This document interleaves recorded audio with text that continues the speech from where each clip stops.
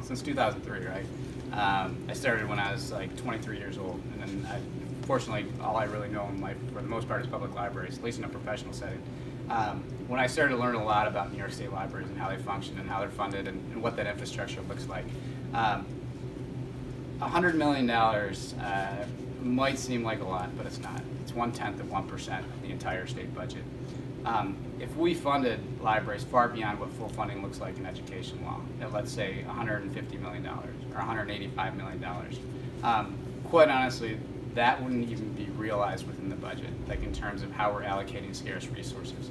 But I can tell you that it would be a life changer for how people absorb public library service.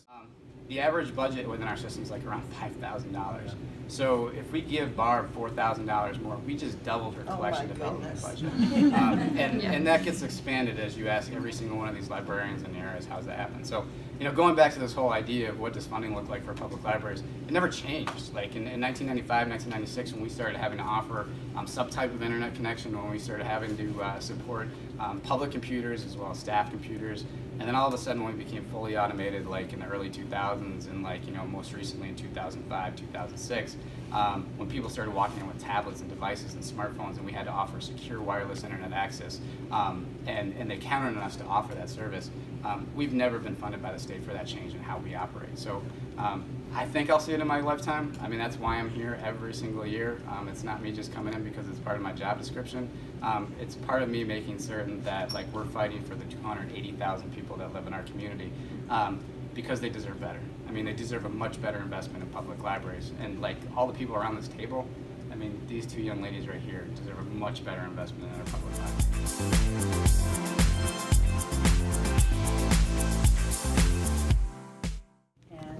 We just moved into a building that we had built with the construction money, which is we had to restore a historical building. And when we moved in, we were able to get the high-speed broadband that STLS had gotten for us, and we were able to give our community the fastest speed there is around. It's public, it's free, because we have about 12 to 17% poverty, so a lot of people can't afford to get broadband, and most of them can't get broadband. The only thing they get is satellite, and they have to deal with only being able to have so much downloadable time. Now with the high speeds, they can come down, they can download everything that they need easily and quickly, and they can do it 24/7. Seniors, and they can come into the library and use their devices, and our system provides those online media sourcing, so they can download their books and read at home and not have to walk to the library to do that. So we serve like a huge population, but are only able to fund so much.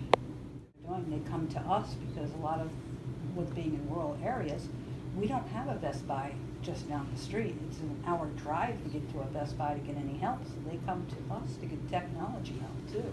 And do the STLS and that, we get the training to be able to help all of our people to do it.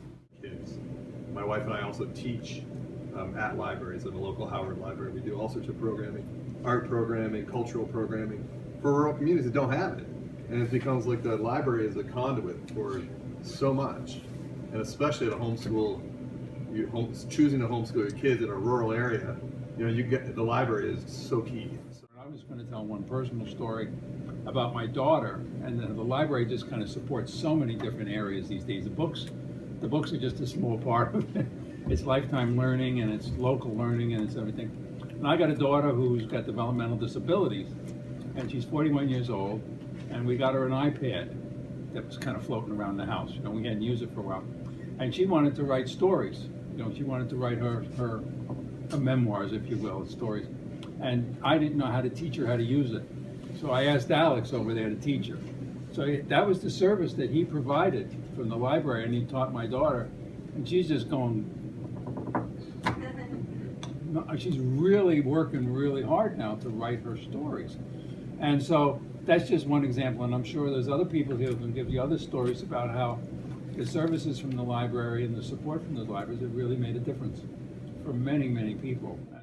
Every library here is a community center, but it's very important for us in this new building we want to build for the future, so that whatever form libraries morph into, and we're all changing all the time, that we'll be able to keep up with it. And we appreciate what the senator has done, and construction aid is just so important to quite a few of the libraries in our system and throughout the state, and it's really important to us.